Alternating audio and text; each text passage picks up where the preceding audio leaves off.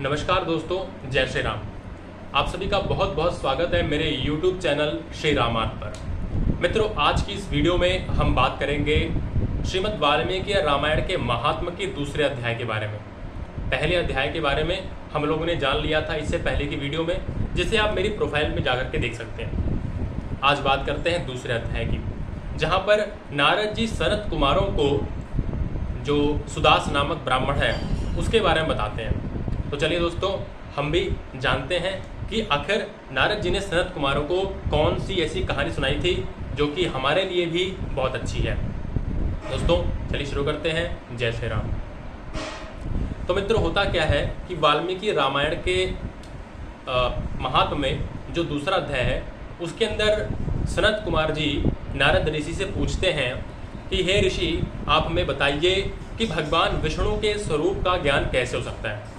उस समय देव ऋषि नारद कहते हैं कि हे सनत कुमार, भगवान विष्णु के बारे में अगर आपको पता करना है, उनके स्वरूप को जानना है, तब फिर आपको माघ, कार्तिक और चैत्र मास के शुक्ल पक्ष की प्रतिपदा से लेकर नौमी तिथि तक आपको रामायण की अमृतमय कथा को सुनना चाहिए। क्या बोला नारद जी ने कि माघ, चैत्र और कार्तिक शुक्ल पक्ष की, इन तीनों की शुक्ल पक्ष की जो है प्रतिपदा से लेकर नौमी तक, यानी कि 9 दिनों की रामायण की अमृत कथा को सुनना चाहिए, जिसे नवाह पारायण कहते हैं। नवाह कथा कहते हैं, 9 दिन की कथा होती है रामायण की, उसको सुनना चाहिए। उसको सुनने से भगवान के स्वरूप का ज्ञान होता है। और यहाँ पर नारद जी कहते हैं कि बिल्कुल उसी तरह ज्ञान होता है जिस तरह सुदास को रामायण की कथा सुनने पर राक्षस योनि से मुक्ति मिली थी और उसे भगवान के स्वरूप का ज्ञान हो गया था।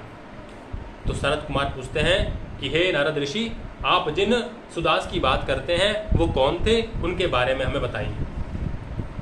तब कहते हैं ऋषि नारद जी कहते हैं कि हे सनत कुमार, सतयुग की बात है, एक ब्राह्मण थे जिनका नाम था सुदास।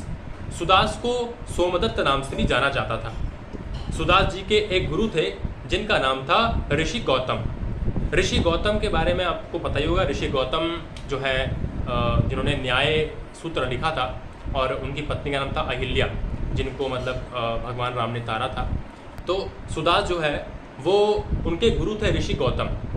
एक दिन सुदास मंदिर में बैठकर पूजा कर रहे थे। उसी समय ऋषि गौतम वहाँ पर आए और ऋषि गौतम को सुदास ने प्रणाम नहीं किया, जिस कारण से भगवान शंकर कुपित हो गए और भगवान शंकर ने सुदास को श्राप दिया कि तुम राक्षस योनि में चले जाओगे, क्योंकि तुमने राक्षस जैसा आचरण अपनाया है अपने गुरु को प्रणाम न करके। दोस्तों, सुदास बहुत दुखी हो जाते हैं, अपने गुरु को प्रणाम करते हैं, उनसे माफ़ी मांगते हैं। उस समय जो ऋषि गौतम होते हैं वो कहते हैं कि हे सुदास, आप दुखी मत हो, मैं आपको आशीर्वाद देता हूँ कि जिस समय आप रामायण के महात्म को 9 दिनों में जो है चैत्र मास के शुक्ल पक्ष के जो 9 दिन है, उनमें जब आप रामायण की कथा सुन लोगे, तब जो है आपको जो है इस श्राप से मुक्ति मिल जाएगी। तब जो है ऋषि गौतम ऐसा कहकर चले जाते हैं।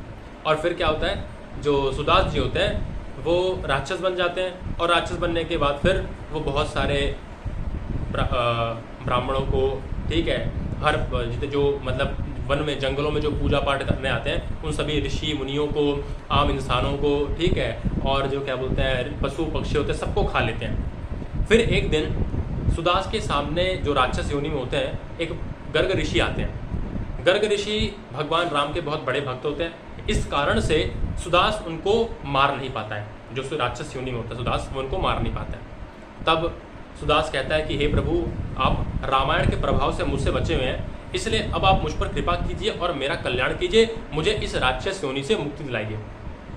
तो गर्ग ऋषि कहते हैं कि हे राक्षस सुदास, तुम राक्षस बन गए हो, तुम ऐसा करो कि अभी कार्तिक मास चल रहा है और कार्तिक मास का शुक्ल पक्ष का समय चल रहा है, तुम 9 दिनों की रामायण की अमृतमय कथा सुनो और तुम्हारा कल्याण हो जाएगा।